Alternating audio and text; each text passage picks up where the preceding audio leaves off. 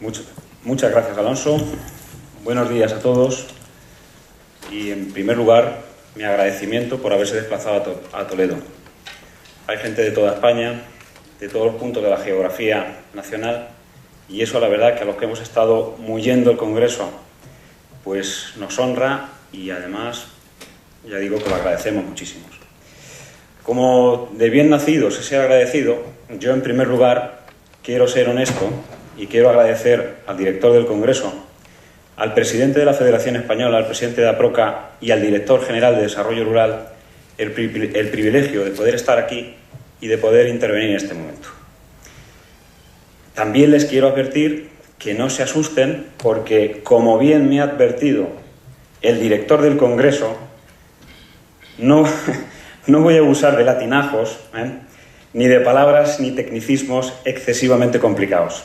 Les voy a hablar en román paladino y perfectamente van a entender lo que quiero transmitirles, que es la importancia de que, como decía alguien en el vídeo, haya las menos trabas posibles, las trabas imprescindibles, y que esto sea lo más claro posible. Bien, como otro de mis compromisos con el presidente de la Federación y con el Congreso era el ir al grano, pues ahí lo tienen. Yo voy directamente al grano. Bien, la situación a nivel legislativo es la siguiente. Les voy a hacer un poco de historia. De una sola administración con competencias y una sola ley de caza, hemos pasado, como la mayoría de ustedes saben, a 18 legislaciones, 18 licencias, 18 administraciones con competencias, etcétera, etcétera. No es solo eso, sino que además de las leyes de caza están las leyes medioambientales, que probablemente en muchos casos nos complican mucho más la vida que las propias leyes de caza, y además los criterios de interpretación de las 50 audiencias provinciales que hay en España.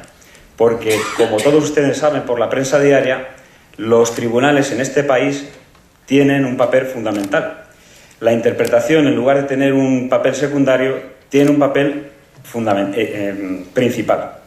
Bien, ¿qué ha pasado en los últimos años? Pues yo ahí he reflejado que ha habido un zarandeo continuo.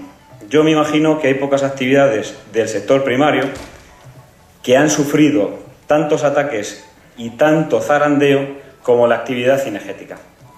Ahí tienen, por ejemplo, la paloma. Bueno, pues saben que se prohibió en el País Vasco la contrapasa, que no era un problema para la conservación. Hace unos años también se amenazó la caza en berrea. Afortunadamente se solucionó por sentido común ese asunto. Hace un par de años, los técnicos del Ministerio que están aquí lo conocen bien. Hubo un gran problema también con la Unión Europea y una carta de emplazamiento que ponía en tela de juicio el normal desarrollo de la caza de perdiz con reclamo. Fíjense, con los cazadores de perdiz con reclamo y lo importante que es esta actividad de Madrid para abajo. Hace bien poco había otra sentencia del Tribunal Superior de Justicia de Castilla-La Mancha, estamos en Toledo, que también zarandeaba y atacaba lo que era la Orden de Vedas del año 2007, que no anulaba, y que está teniendo un efecto dominó. Me parece que en Castilla y León actualmente se está reproduciendo este mismo problema, incluso es la misma organización ecologista la que ha presentado la denuncia. Y también tenemos en entredicho y tenemos ahí en peligro la práctica del silvestrismo. Yo quiero aprovechar para romper una lanza a favor de los silvestristas españoles, que son decenas de miles de cazadores humildes que no realizan una actividad que sea un problema para la conservación, y espero, y estoy profundamente convencido, de que finalmente su problema lo vamos a solucionar. Bien, una diapositiva muy gráfica. ¿Qué ha pasado con las normas de caza y medioambientales? Pues que en España hemos tenido un boom, el boom del ladrillo, pero permítanme que yo les diga que también ha habido un boom legislativo. Aquí, literalmente, nos hemos vuelto locos con las normas.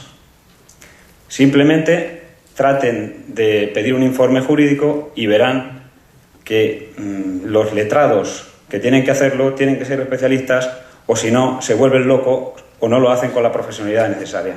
Pues bien, a lo mejor, como en el campo, como en la agricultura, hace falta coger las tijeras de podar o el motosierro, que por cierto es una palabra que está de moda, y realmente meterle mano a ese carajal de normas, de reales decretos, de resoluciones y de todo, y órdenes de todo rango que tenemos en materia de caza y medioambiental.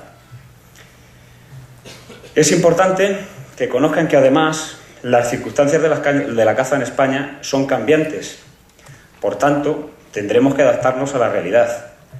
Mencionaba el director general un poema que hablaba de los labradores. Bueno, pues citando a Miguel Hernández, ni esta es la España del niño yuntero, ni esta es la España del olmo seco de Antonio Machado. La España que tenemos en la actualidad, tenemos que en materia de caza, como ven, capturamos más de 350.000 reses. ¿Se imaginan ustedes circular por las carreteras si no se cazaran 350.000 jabalíes, corzos y ciervos? Ahí tienen, en el lado derecho, lo que es el gráfico que muestra el incremento de capturas de jabalí. Como ven, imparable. Y por contra, cada vez, de la misma manera que cada vez tenemos más caza, no hace falta que les recuerde que con el conejo hemos tenido grandísimos problemas de daños a la agricultura e indemnizaciones. Como digo, cada vez hay más caza, pero cada vez somos menos cazadores. Bueno, pues si seguimos este camino, es muy probable que las reclamaciones a los cotos por daños de la caza, que están reflejadas en el último cuadro, las realizadas por Agroseguro, sigan ese camino absolutamente ascendente. Bien, esa es la realidad de la caza en España. Como esto es una ponencia pseudojurídica, porque ya digo, no voy a usar lenguaje jurídico, y además tiene que ser especialmente gráfica, si no, Alonso me regañará, yo les voy a hablar de algunos ejemplos prácticos que demuestran que las cosas tienen que cambiar y que tenemos que buscar realmente unas reglas del juego claras, mucho más sencillas y fáciles de cumplir. Les voy a hablar, por ejemplo, de guardería de caza, de igualdad de derechos ante la ley, de las licencias de caza. Una asignatura que seguimos teniendo pendiente, a pesar de los pesares, y a pesar de la que se montó hace 2 años. De accidentes de fauna silvestre, también les voy a hablar de realas y, por cierto, del enredo de coordinar cualquier actuación a nivel nacional. Bien, pues seguimos yendo al grano. Hace poco celebrábamos en Jaén un foro de discusión sobre la situación de los guardas de caza y la posibilidad de mejorar la situación. Bien, ahí ven que yo pongo vidas paralelas. Hay un ponente, que va a ser el que clausure con otro señor este congreso, que es Fernando Sánchez Dragó. Fernando Sánchez Dragó tiene un libro que se llama Muertes paralelas. Pues bien, en el tema de los guardas de caza y de las competencias autonómicas nos sucede exactamente lo contrario. Las administraciones están legislando de una forma paralela y no convergente. ¿Qué ha ocurrido con el tema de los guardas de caza? Esto sucede con otras cuestiones de la caza. Esto, le digo, es simplemente un ejemplo. Pues que, por un lado, las comunidades autónomas tienen la competencia exclusiva en materia de caza. Ahí lo ven. Pero, por otro lado, también el Estado tiene sus competencias en materia de seguridad y propiedad privada. El Estado, que tradicionalmente tenía la figura del guarda particular de caza, regula sus guardas de caza a través de la Ley de Seguridad Privada. Lo mismo que la misma ley en la que están encuadradas los detectives privados, los porteros de discoteca y los señores que ven en la estación del AVE.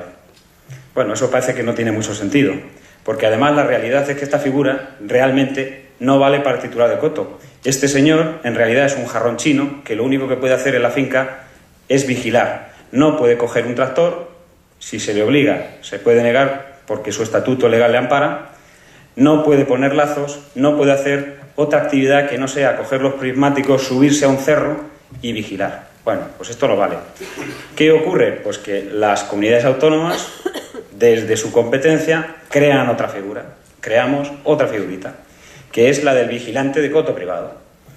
Este, a diferencia del otro, sí que puede hacer tareas de gestión. Pero, amigo, ¿dónde está el fallo? Pues que este señor solo puede ejercer en la comunidad en la que ha obtenido el título. Ejemplo que es una caricatura. Imaginen, por ejemplo, el señor que saca su título de vigilante de caza en La Rioja. Pues este señor resulta que si quiere ejercer esa profesión en cualquiera de las 5 comunidades que tiene colindantes, tendrá que hacer 5 exámenes diferentes, porque las comunidades autónomas se les ha olvidado, se han despistado y ni siquiera han establecido un sistema de homologación de esos títulos de formación. Bien, el resultado que tenemos, pues a Alonso le gustaría decir caos, ¿eh? La realidad es que tenemos 10 tipos de guardas, 10 tipos porque algunas comunidades no han sacado su propia figura. 10 tipos de uniformidad, de funciones, de responsabilidad, etcétera, etcétera, etcétera. Todo lo que se quieran imaginar. Yo les lanzo la siguiente reflexión. ¿Cómo puede ser que en la Europa de la libre circulación de personas han desaparecido los pasaportes, de la moneda única, de la libre circulación de profesionales, en la que cualquiera de ustedes con su título de químico o de lo que sea puede ejercer en una universidad de Viena y viceversa, alguien con el título de Viena puede ejercer aquí? Resulta que el señor que tiene su título de vigilante de coto no puede ejercer en la comunidad de al lado. Y ojo, esto no es un ejercicio de retórica o de oratoria para quedar bien con ustedes. Esto es una cosa verídica.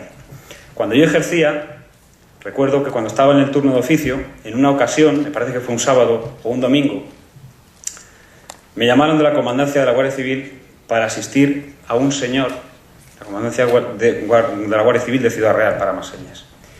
A un señor, cuando llegué allí me encontré un señor, pues como todos los detenidos, veía mal, estaba sin afeitar, en fin, estas cosas que pasan. Y resulta que este señor había sido detenido porque estaba ejerciendo la profesión de vigilante con el título de Andalucía en una finca de Ciudad Real. Le habían detenido por intrusismo. ¿A ustedes les parece lo que a mí? ¿A que sí? Un absoluto disparate. Bueno, pues una de las conclusiones que sacamos en Jaén es que hay que repensar el modelo y que hay que crear primero una figura adaptada a las necesidades reales. Esto hay que hacerlo con todas las cuestiones legales relativas a la caza. Alonso, cuando quieras me cortas. O sea, que te veo con cara de preocupación. Hay que armonizar y unificar figuras. Y eso significa, por supuesto, unificar la formación, la habilitación, los exámenes, etcétera, etcétera. Lo decía la secretaria de Estado. Hay que legislar y hay que hacer política para la mayoría de los ciudadanos. Pues hombre, a mí me gustaría que eso se hiciera verdad. Otro ejemplo de lo que está pasando en España. ¿Es el Código Penal igual en todas partes? Pues miren, les voy a poner el ejemplo de lo que ocurre con los lazos sin freno. ¿Es delito poner lazos sin freno? Pues miren, resulta que para la Audiencia Provincial de Asturias siempre es delito. Habrá condena penal. Sin embargo, para Albacete y para Cuenca es una mera infracción administrativa. Nunca es un delito. Y si no tienen bastante, ahí tienen a la Audiencia Provincial de Ciudad Real y a la Audiencia Provincial de Jaén, que también han dicho que ni blanco ni negro, sino todo lo contrario. Que como norma general será una infracción administrativa, pero que si se dan las circunstancias, por ejemplo, que el número de lazos sea excesivo o que esté en un área crítica, etcétera, pues que puede ser delito. Es decir, como ven, absoluta seguridad jurídica. Dependiendo del sitio en el que nos encontremos, saldremos o no condenados por un delito penal. Las licencias de caza, y 17 licencias, ¿para qué? Pero además, fíjense, un dato curioso. Saben ustedes que hay bastantes comunidades que exigen, para la obtención de la licencia por primera vez, el examen del cazador. Pues, ¿cuántas son? El equipo de la Federación, al que yo quiero agradecer públicamente el apoyo y el trabajo que ha realizado para este congreso, se preocupó de realizar un estudio de qué comunidades exigen examen y cuáles no. Pues mire usted, casi empate, 9 lo exigen y 8 no lo exigen. Y como nota curiosa les señalo que hay una que lo exige, pero que no lo lleva a efecto. Ahí tienen una iniciativa que presentó la Federación Española, que es el Carnet Nacional de Caza, para tratar de solucionar este entuerto y que no se ha llevado a cabo. Bien, ¿se acuerdan ustedes de que hace 2 años se montó un gran lío mediático porque un ministro, precisamente de Justicia, fue sorprendido, como nos podría haber pasado a cualquiera, por cierto, sin cazar con la licencia de caza de Andalucía? Vaya, pues resulta que en ese momento mucha gente en este país se dio cuenta que lo que estaba ocurriendo era para rasgarse las vestiduras, se cayeron del caballo y empezaron a instar a la creación de una licencia única. Hubo incluso 6 comunidades, había habido un intento ya hace años de hacer esto mismo, 6 comunidades que el mismo día de la dimisión del ministro se pusieron de acuerdo para iniciar una mesa de trabajo o algo parecido para crear la licencia única. ¿Qué es lo que ha pasado? Pues que, como dicen en mi pueblo, ni se muere padre ni cenamos. Seguimos exactamente igual. Espero que con el tema de los guardas de caza y las conclusiones que lo que vamos a solicitar al Ministerio no nos pase lo mismo que con las licencias. Otra de las cosillas que nos pasa en el marco jurídico de la caza es que abusamos de los conceptos jurídicos indeterminados. ¿Qué son los conceptos jurídicos indeterminados? Pues no llamar al pan pan y al vino vino, sino andar dando rodeos y hacer definiciones vagas de las cosas, imprecisas, que precisamente lo que hacemos es ponerle en bandeja a los tribunales que interpreten y que por lo tanto den 50 respuestas diferentes dependiendo del sitio en que nos encontremos en España. Un ejemplo, los accidentes con fauna silvestre. En 1970, la situación de la caza en España no tenía nada que ver con la actual. Apenas había caza mayor, apenas había mucho menos tráfico, menos desplazamientos y, por lo tanto, no había accidentes. Esto no era un problema, no estaba contemplado por ningún lado. ¿Qué ocurre? Pues que hacia el año 2000, como cada vez somos más, como cada vez hay más coches, más tráfico y más caza mayor, se empieza a generalizar los accidentes y, además, se empiezan a generalizar las reclamaciones a cotos, que ven comprometida su viabilidad porque no pueden hacer frente a las indemnizaciones que les reclaman o tampoco pueden hacer frente a las primas que les solicita el seguro en función de su riesgo. ¿Qué ocurre? Pues que la Federación tira del carro, se pone de acuerdo con las diferentes fuerzas políticas y consigue que en el año 2005 se modifique la ley para solucionar el problema y quitarle, de alguna manera, este muerto a los cotos que nada pueden hacer para evitar los accidentes de tráfico. Es decir, para hacer simplemente justicia. El espíritu era bueno, la intención era fenomenal. Pero claro, al final se metió una coletilla, que era que como norma general respondía la aseguradora del conductor del vehículo. Yo se lo resumo, porque esto no es una ponencia jurídica, insisto, sino una ponencia que habla sobre derecho. Como norma general era el responsable, la aseguradora del vehículo, pero se dejaba la coletilla de que el titular del coto respondería cuando quedara aprobada la falta de diligencia en la conservación del acotado. Y yo pongo ahí, mande. ¿Qué significa esto? Pues eso que es el que nos preguntamos ustedes y yo, es lo mismo que se han preguntado las diferentes audiencias provinciales. Así que, como se pueden imaginar, tenemos a nivel de interpretación de los tribunales de esta coletilla toda una torre de Babel, todo un mare magnum que vuelve a generar inseguridad jurídica, inestabilidad, que en definitiva lo que hace es que perjudica el crecimiento y el normal desarrollo de la actividad. Porque, ojo, esto del marco jurídico no es una chorrada, esto es fundamental. Si las reglas del juego están claras, las cosas van bien. Si las cosas son sencillas, la gente crece, prospera, no tiene que andar complicándose la vida. Pues eso es lo que tenemos que procurar. Otro problema, porque somos poco eficaces y prácticos y que tenemos en este país, lamentablemente, hay que decirlo claro y alto, demasiada burocracia estéril. Les voy a poner un ejemplo reciente. Había que sacar unas directrices a nivel nacional, lo voy a hacer lo más sencillo, lo voy a decir lo más sencillo posible, para que el control de predadores se hiciera conforme nos dicen las normas internacionales. Los técnicos del Ministerio y de algunas comunidades autónomas, con gran acierto, cogen el toro por los cuernos, se ponen a elaborar esas directrices, además cuentan con la participación del sector o del colectivo de cazadores y titulares de cotos, y se ponen en marcha. ¿Qué ha ocurrido? Pues que las directrices han salido y en ellas ha intervenido, como ven ahí, diferentes estratos. 1, 2, 3, 4.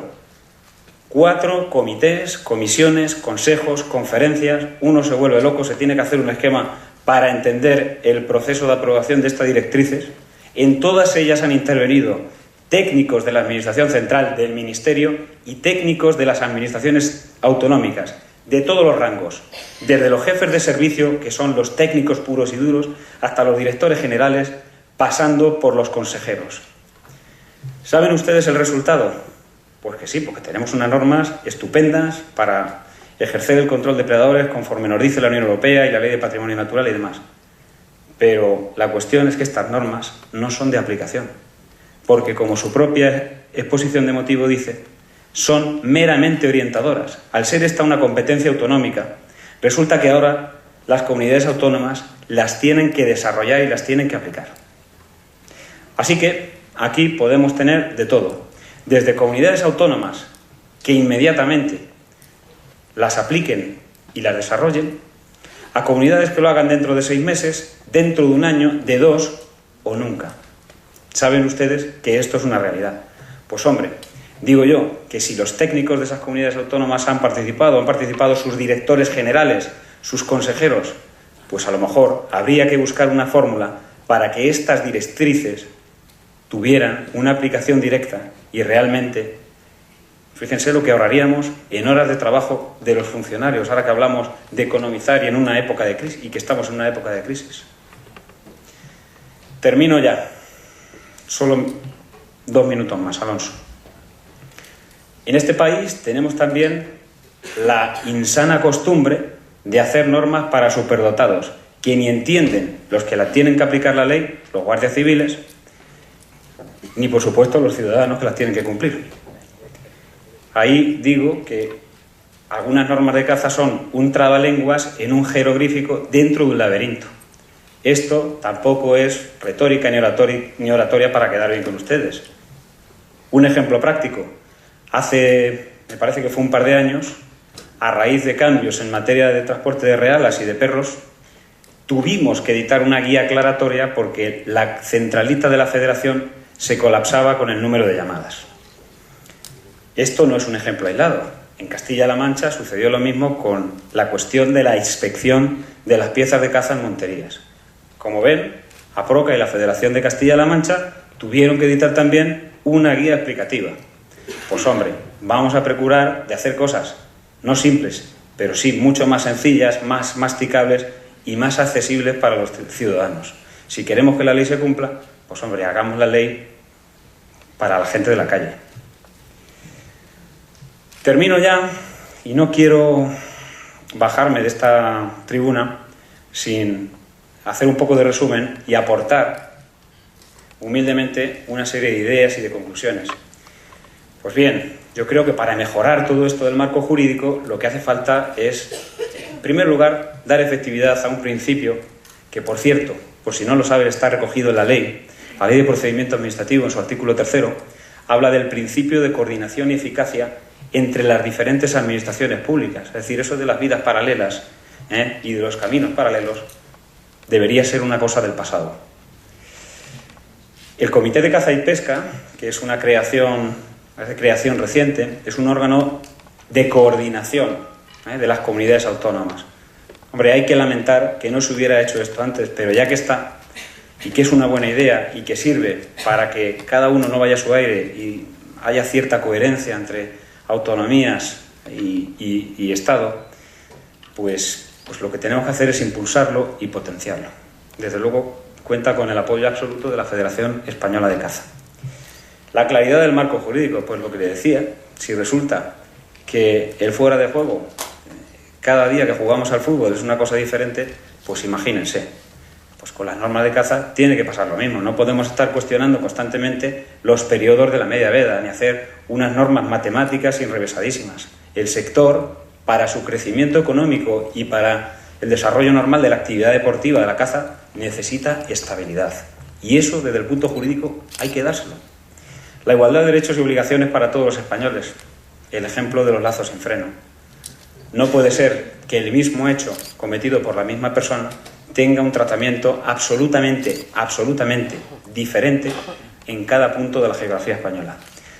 La desburocratización de la actividad cinegética. Pues es que nos gustan mucho los papeles en este país y las tasas. Las 17 licencias de caza, ¿para qué? Y este tema que hablaba de las directrices del control de predadores, pues si ya han intervenido las comunidades autónomas y esto tiene el visto bueno de todo el mundo que puede decir algo, pues ¿para qué hay otra vez necesidad de volverlas a revisar, de aplicarlas, etcétera, etcétera? Búsquese los procedimientos necesarios para que esto realmente sea una cosa mucho más sencilla y mucho más práctica. La participación pública. Esto nos parece fundamental. Si hubiera habido participación de la Federación de Caza la verdad que, por cierto, esto cada vez es más cierto, y es que de casi año y medio para acá tenemos una participación muy activa en todo lo que sale del Ministerio de Medio Ambiente. Se nos consulta, hay veces que no se nos tiene en cuenta, pero lo cierto y verdad es que esas veces han sido las menos. Bueno, pues si se consultara a la gente y a la gente que sabe de los temas, por ejemplo, como recuerdo el tema de las realas, fuimos a ver a los funcionarios, termino enseguida, Alonso. Bien.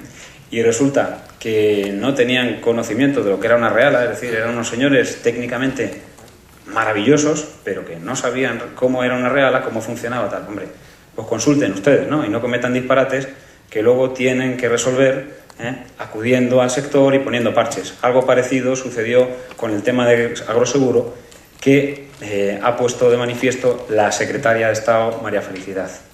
Y luego, finalmente, una pregunta que dejo en el aire. ¿Es posible una ley armonizadora? Bueno, pues yo ya les digo que no solo es posible, sino que es necesaria. Es necesaria coger la tijera y podar. Y probablemente, como decía al principio, en muchos casos la motosierra. De hecho, tan convencidos estamos que el primer observatorio cinegético que hizo la Federación lo dedicamos precisamente a este tema. Y una de las conclusiones fue la necesidad de armonizar los ordenamientos. Recuerdo que Pachi Andión, que está por ahí, mencionó el término «hay que repensar el modelo». Es una necesidad. Tanto es nuestro compromiso con esta cuestión que incluso hemos presentado una iniciativa en este sentido. Hemos presentado una propuesta de ley armonizadora. Todavía no tenemos una respuesta. Hace año y medio que se presentó. Esperamos que después de este congreso tengamos una respuesta.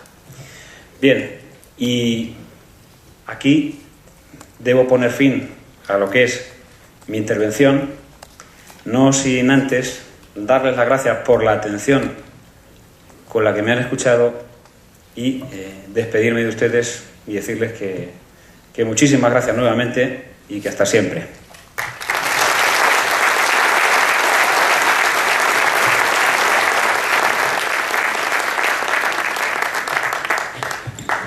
Muchas gracias, Santiago.